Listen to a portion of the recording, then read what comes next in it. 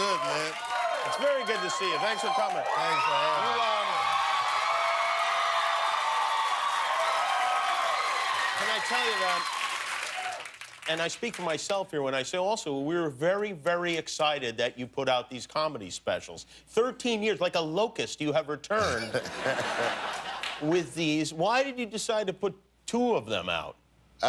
Money. Money. I'm yeah, I did, you know, I just started making them. I made them, and then I shelved them, and then they bought them. Did you make them thinking, oh, I'll sell these one day, or do you think like, oh, well, these might not be so timely anymore? I mean, which, you know, they are, certainly, but did you worry about that? No. No, not at all. No, because it's like I don't get mad at a photograph because it's not today. It's a very healthy way of looking at it. Yeah, it's like, they're a fair representation of the night they were shot. You know, but the thing is, things have changed so rapidly now. Yeah. And the way people listen to things change so rapidly. So maybe I was a little worried, but not enough to not put them out. And you said, talking about money, everybody knows that you got a tremendous amount of money. I think, well, what I read was $60 million for 3 specials. 2 of them you had in the closet already. I literally just took them out of the closet like...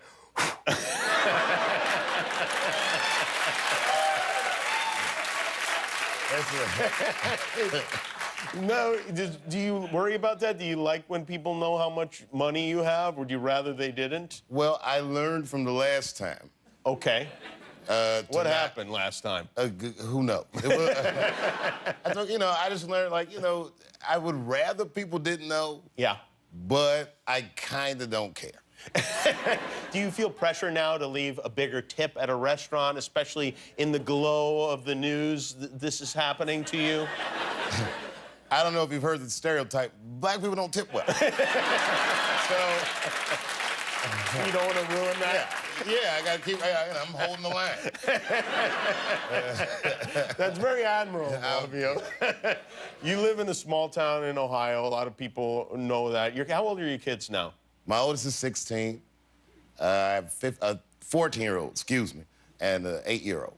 You were doing stand-up when you... How old were you when you started doing it? 14. Okay, so is your son is your oldest? Yeah.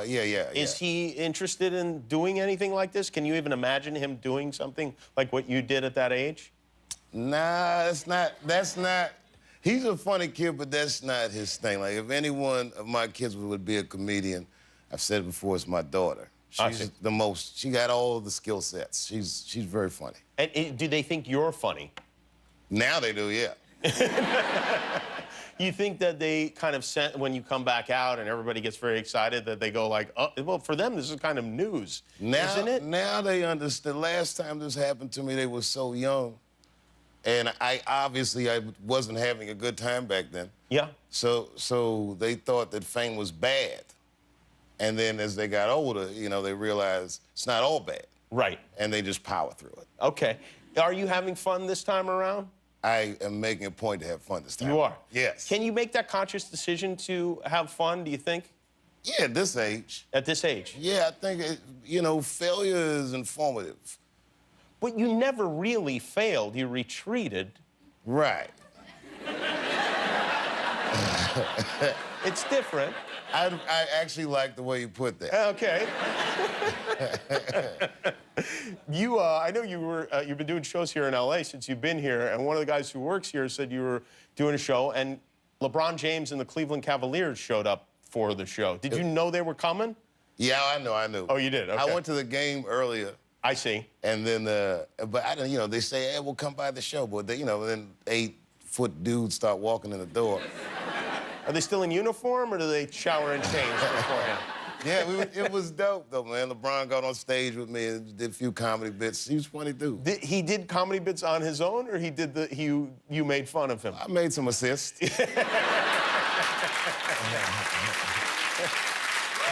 Kyrie Irving, who plays for the Cavaliers, he recently said that he believes the world is flat. Is that a subject that you covered with him? Were you aware of that? I wouldn't even know how to broach that topic. Word, is that what you think? He's like, what do you say? I don't know. I guess maybe you just kind of, I guess if you feel it, it won't really make any kind of a difference. I don't understand the philosophy behind the flat earth theory. Why? Why do you say that? I just don't understand. First of all, what difference does it make? Could be flat, could not be flat. There could be 12 continents. How would you know? That's a matter of how we draw it up. But I feel like with the world, with the Earth, when you stand back and you look at the horizon, you can see curvature. You can actually see it, unlike a dinosaur or something. Yeah, or if you fly in one direction, you'll come back around, which in a flat world probably would not happen. That is true. That is true. But these guys don't go around. They go to Cleveland, and then they go to... And then maybe they need longer trips, I think, is probably what's going on there. All right, well, we're going to take a break. We'll come back and we're going to see. By the way, do you care about, like, what people think about the comedy specials? Sure. Oh, you do? Okay, because they're just absolutely fantastic. I mean, I watched them over the last 2 nights. I was like, literally crying, laughing. Like, my wife came downstairs and yelled at me at one point. So Dave Chappelle is here with us. He's got... We'll be right back.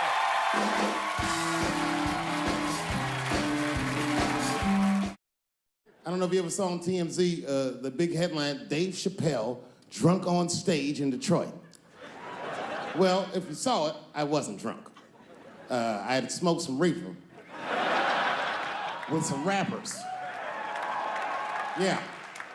I don't know if you know anything about hanging out with rappers, but their weed is very strong. Stronger than what I was accustomed to.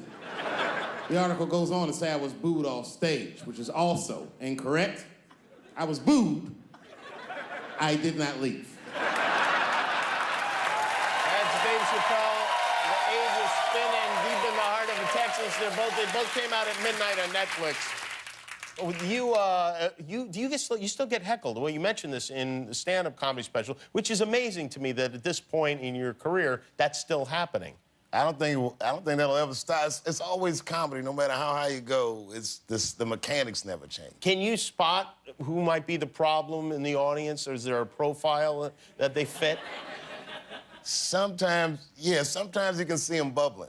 And you can see them bubbling. Yeah. And then you know, like this guy's gonna be in trouble. But a lot of times, I don't know. You just never know. You never know. You have a policy that I think is great. There are no cameras, no camera watches, or any of that stuff allowed in your theater. Right. Why do you do that? Besides the fact that your specials are now worth $60 million.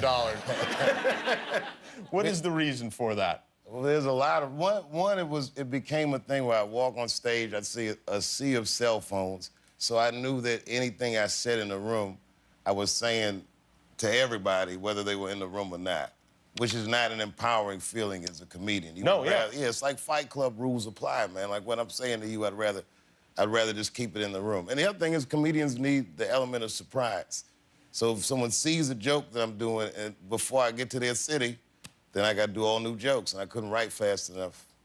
And it cheats the audience. The audience doesn't realize it, but they're cheating themselves out of you taking risks at that time and saying things that might not necessarily be appropriate for the world. That's exactly right. So for instance, when we had a show the other night, LeBron James, I don't think would have went on stage and had me say all the crazy stuff I was saying around him if people's cell phones. What was the crazy stuff you said to LeBron James?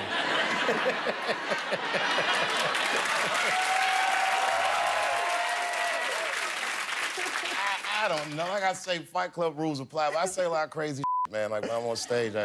But, you know, it's not malicious, but, you know, I have a good time. You built this, one of the specials is built around 4 different times you met O.J. Simpson, 4 different encounters you had with O.J. And it is beautiful the way you weave it together. You start with the first one, and then it just had the second one happens, and the third one happens, and you wrap it up. Well, he might be out of jail in October. Okay. You could get a number 5 out of this, but the way you speak about it is really, it's new, is what it is. And the way you spoke about Bill Cosby in the special was something that it was just such a dangerous line that you walked, and you walked it so well, and it's so funny. Do you look for subjects like that, or do you just feel compelled to speak about them?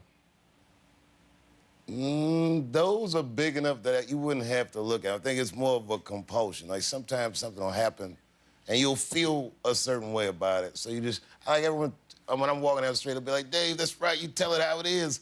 Not really. I don't really know what it is. I just say what it feels like. You know what I mean? Like, I don't know what it is. Yeah, yeah. I don't want to, you know, I feel I'm having the urge to tell all your jokes from the special, but I don't want to do that because I think people should probably right now, in fact, turn off the show right now. Go on to Netflix and watch these specials because they're great. Dave Chappelle, The Age of Spin, and Deep in the Heart of Texas, available right now. Thank you, Dave. We'll be right back. Jimmy Kimmel Live, weeknights at 11:35, 10:35 Central on ABC.